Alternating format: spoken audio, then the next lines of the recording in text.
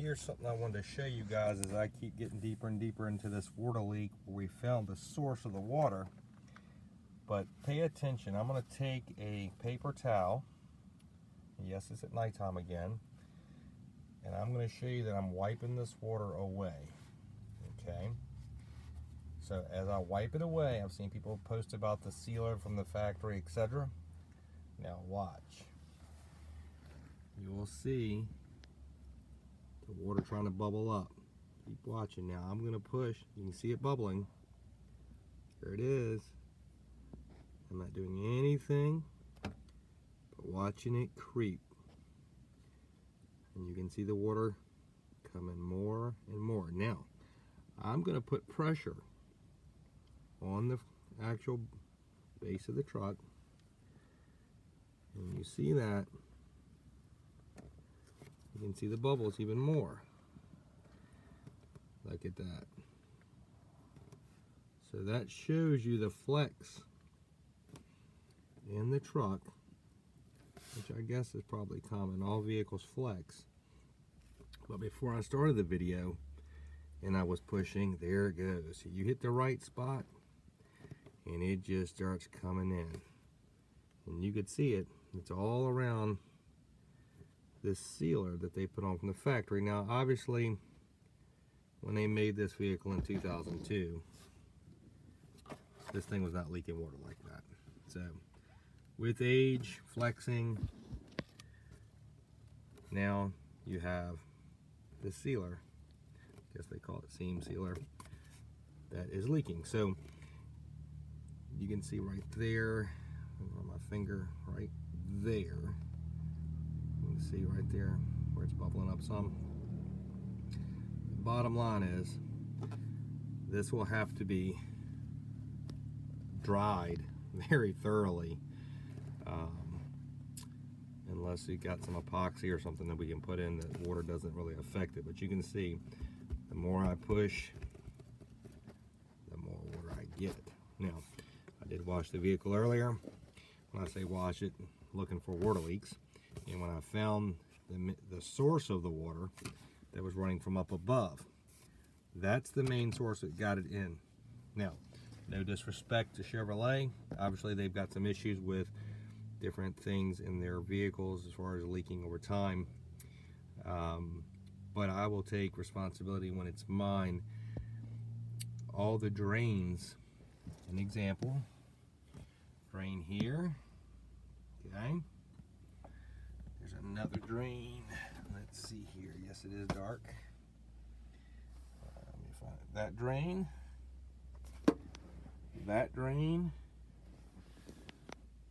and you can see the drain over there.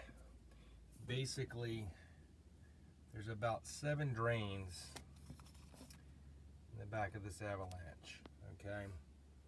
There's another one that were completely stopped up with mud, just the debris that collects in the back of a truck, because you have a liner that comes from the factory that will, you know, basically accumulate junk underneath of it.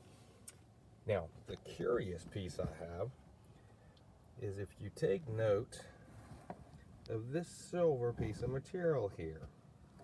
Now, I'm not saying it does or does not, but in my world, duct tape is not used for a whole lot.